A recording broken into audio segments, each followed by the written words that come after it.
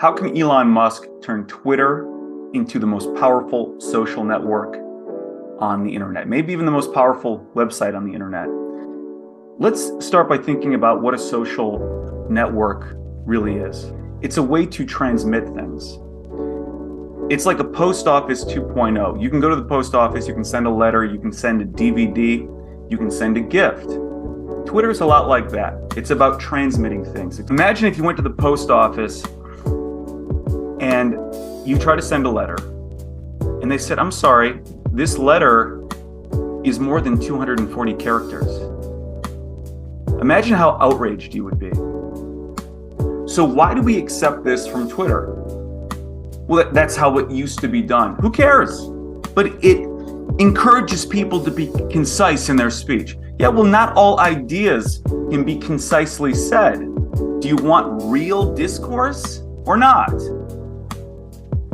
So we have to start with increasing the length of tweets, increasing the length of pretty much anything that you can transmit through the app. This is Twitter's competitive advantage. Twitter's competitive advantage is that it is post office 2.0. You can transmit anything. You can transmit information, videos, images. You should be able to upload files to it. Like a post office, how you can send things. I can send you a whole manuscript. TikTok, you can only do video. YouTube is only video. Instagram is only pictures and short video.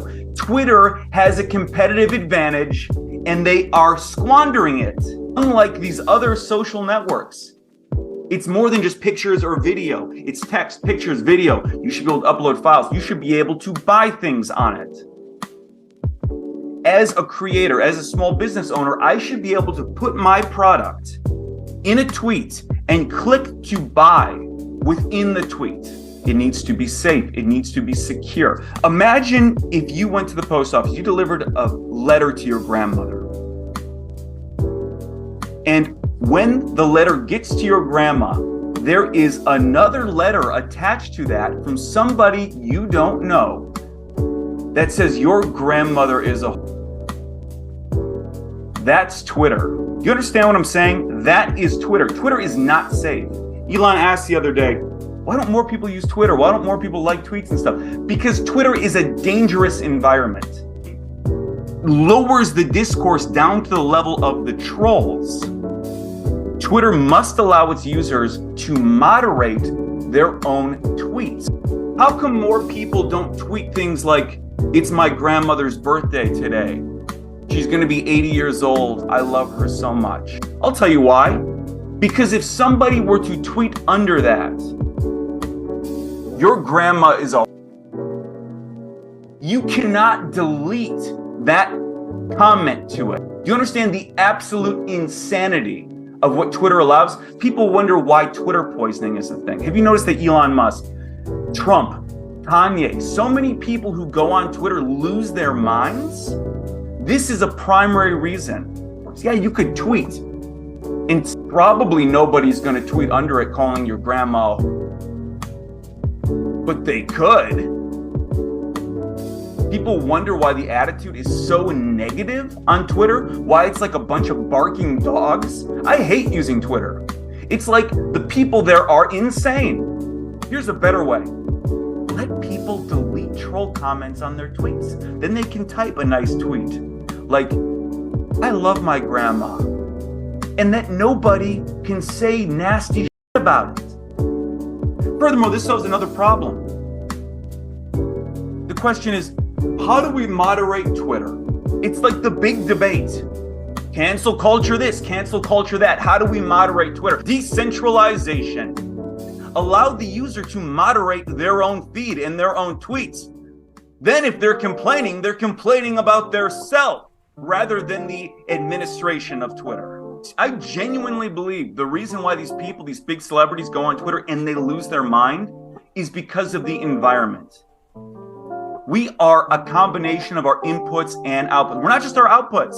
It's a feedback loop. If you're in a negative environment, you're going to turn negative.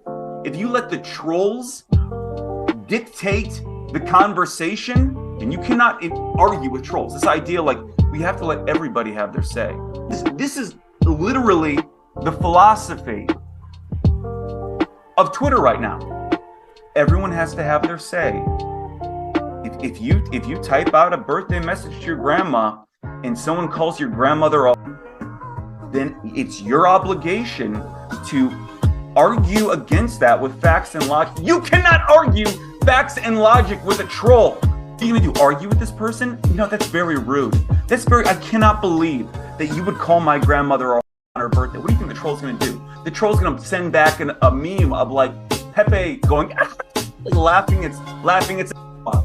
This is why Twitter, all Twitter is a bunch of trolls and a bunch of people going, can you believe what such and such said?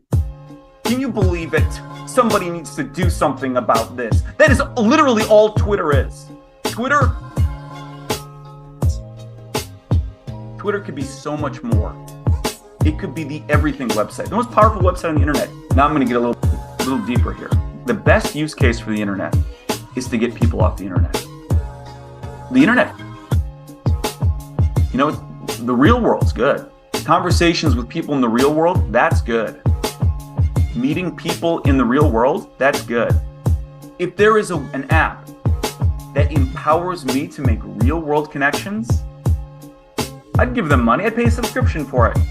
I'd pay to tweet. If there was an option on my tweet that said only be seen within a 10-mile radius of me, and I could tweet something like, hey, who wants to go play pickleball in the real world? I'd pay $1, $5. If that would get me a friend, like, what, Gary, you don't have friends in real life? Imagine you're somebody who just moved to the city. All I want is somebody to go play pickleball with me. So I tweet, anyone want to play pickleball? It's only seen within 5 miles, 10 miles. I could pick the radius. And when they respond, it automatically goes to my DMs. I'd pay $5 for that. $5 for a pickleball partner? Through my DMs, I go through my DMs, and everyone is verified. They got the blue check. This was actually a good idea. This idea of verifying everyone on Twitter, good idea. Think bigger than just pickleball. I'm a musician, okay? I'm an up-and-coming musician. Let's get a concert together. Hey, my buddy's got a farm. We're gonna hold a festival out there. We're gonna hold a festival at my buddy's farm. I'm a musician. I'm gonna be the musician. Let's get 1,000 people there. Sick. I'm gonna tweet, hey, you guys know me, you like my music, right? I'm hosting a festival. Who wants to come? Boom. Send that out to a 50-mile radius. I'd pay $100 for that tweet. I'd pay $1,000 for that. You get 1,000 people there at the festival paying me $20. The best use case for the internet is to get people off the internet. And I'd pay a premium for that.